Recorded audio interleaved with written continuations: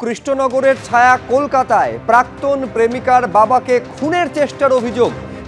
বিয়েতে আপত্তি আর তারই প্রতিবাদে বান্ধবীর বাবাকে লক্ষ্য করে গুলি চালালো প্রাক্তন প্রেমিক। অল্পের জন্য সেই গুলি লক্ষ্যভ্রষ্ট হয়েছে। বিজয়গড়ের ঘটনা, বাড়ির বারান্দায় বসে থাকার সময় রাস্তা থেকে গুলি চালানো হয়। ঠিক যেখানে এই ঘটনা ঘটেছে সরাসরি ঘটনাস্থলে আপনাদের নিয়ে যাব। অনির্বাণ বিশ্বাস আমাদের প্রতিনিধি রয়েছেন। অনির্বাণ, ঠিক কোন জায়গায় ঘটলো, কি ঘটলো সেই সময়? শুভজিৎ, তোমাকে প্রথমে জানিয়ে রাখি যে বিজয়গড় বাজার সংলগ্ন যে পচা পানের গলি রয়েছে ঠিক সেই জায়গাতেই সন্ধ্যে 6:45 নাগাদ কিন্তু এই চাঞ্চল্যকর ঘটনা ঘটেছে।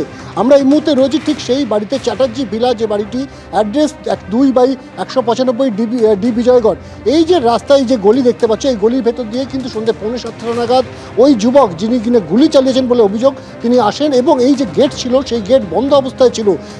যখন তিনি ভেতরে কলিং বেল বাজান তখন ভেতর থেকে কিন্তু যুবতী এবং তার বাবা বেরিয়ে আসে। বারান্দাটা দাঁড়িয়েছিলেন এবং আচমকাই কিন্তু এই যে গ্রিল গেট, সেই গ্রিল গেট লক্ষ্য করে গুলি চালানো হয় এবং দেখা যাচ্ছে যে ভেতরে যে ছবি, এই মুহূর্তে দরজা যদিও বন্ধ, ভেতরের যে দেওয়াল রয়েছে সবুজ রঙের দেওয়াল, সেই দেওয়ালে কিন্তু বুলেটের হোল হয়ে গিয়েছে এবং সেইখানে কিন্তু ইতিমধ্যে যাদবপুর থানার পুলিশ পৌঁছেছে এবং অ্যান্টি রাউডি সেকশনের যারা গোয়েন্দা তারাও কিন্তু সেটির মধ্যে এসে পৌঁছেছে এবং প্রত্যক্ষদর্শীরা যারা জানাচ্ছে যে 6:45 নাগাদ যখন এই আওয়াজ তারা পান, তারা প্রাথমিকভাবে মনে করেছিলেন যেহেতু আজকে ছট পুজো রয়েছে, বিভিন্ন জায়গায় বাজি পোড়ানো হচ্ছে, সেই বাজির শব্দ হয়ে থাকতে পারে। কিন্তু তারপর কিন্তু একজন লক্ষ্য করেন যে এই যে গলি, এই গলি দিয়ে কিন্তু বেরোচ্ছে একজন যুবক, তার পিঠে একটি স্কুল ব্যাগের মতন ব্যাগ রয়েছে এবং সে বেরিয়ে বাঁদিকের রাস্তা, অর্থাৎ যেটা কিনা লায়লকা অথবা বাঘাযতীনের দিকে যাচ্ছে, সেই রাস্তা ধরে কিন্তু সে এগিয়ে যাচ্ছে এবং এই ঘটনা জানাজানি হওয়ার পরই কিন্তু এখান থেকে পরিবারের সদস্যরা তারা যাদবপুর থানায় কমপ্লেন করেন এবং পুলিশ আসে ঘটনাস্থলে।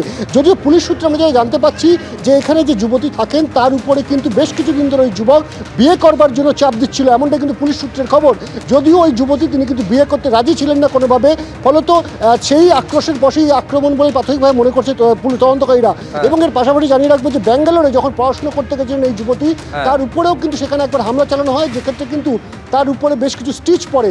এখনো পর্যন্ত পুলিশ সূত্রে এমন তথ্যই কিন্তু সামনে এসেছে এবং ওই যে যুবক তাকে কিন্তু খোঁজ চালাচ্ছে কলকাতা পুলিশের তদন্তকারীরা। ঠিক যে ছবি দেখা গেছিল কৃষ্ণনগরে, সেটারই কার্যত পুনরাবৃত্তি হলো কলকাতায়। প্রাক্তন প্রেমিকার বাবাকে খুনের চেষ্টার অভিযোগ বিজয়গড়ে। কৃষ্ণনগরে আপনারা জানেন যে একেবারে অগাস্ট মাসে যে ঘটনা ঘটেছিল, সেই ঘটনারই কার্যত পুনরাবৃত্তি হলো বিজয়গড়ে। এসআইআর এর নির্ঘণ্ট সামনে আসতেই রাজ্যের যুযুধান দুই রাজনৈতিক দল বিজেপি এবং তৃণমূল তরজায় জড়িয়েছে। শুভেন্দু অধিকারী এবং কুণাল ঘোষ কে কি বললেন দেখব। বাংলায় কাল থেকেই এসআইআর একটু ঘোষণা হয়ে গেল একটু আগে, যে কাল থেকেই। আমি প্রেস কনফারেন্স দেখছিলাম, সফলতার কথা।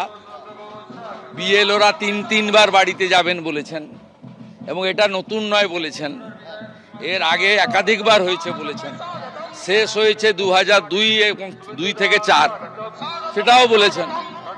অর্থাৎ স্বাভাবিকভাবে পশ্চিমবঙ্গে মৃত ভোটার, অবৈধ বাংলাদেশি অনুপ্রবেশকারী মুসলিম ভোটার যারা অভারতীয়, ভুয়া voter, triple entry, double entry, এদের বাদ যাবে। এটা ভালোই। পরিচ্ছন্ন ভোটার তালিকায় নির্বাচনের সবচেয়ে বড় হাতিয়ার হওয়া উচিত। আমরা জানি এর মধ্যে চক্রান্ত বা হয়রানি বা বাদ দেওয়ার চেষ্টা থাকলেও থাকতে পারে, কিন্তু যদি কারুর কোথাও কোনো সমস্যা বলে মনে হয়, কেউ কোনো রকম আইন বহির্ভূত বিজেপির প্ররোচনায় পা দেবেন না। তৃণমূল কংগ্রেস কোনো হিংসাত্মক প্রতিবাদ সমর্থন করবে না। যদি কাউকে কোথাও বাদ দেওয়ার চেষ্টা হয়, যদি দেখা যায় মানুষকে হয়রান করা হচ্ছে, সেক্ষেত্রে সাংবিধানিকভাবে আইনের সাহায্য নিয়ে যথাযথভাবে প্রতিবাদ হবে।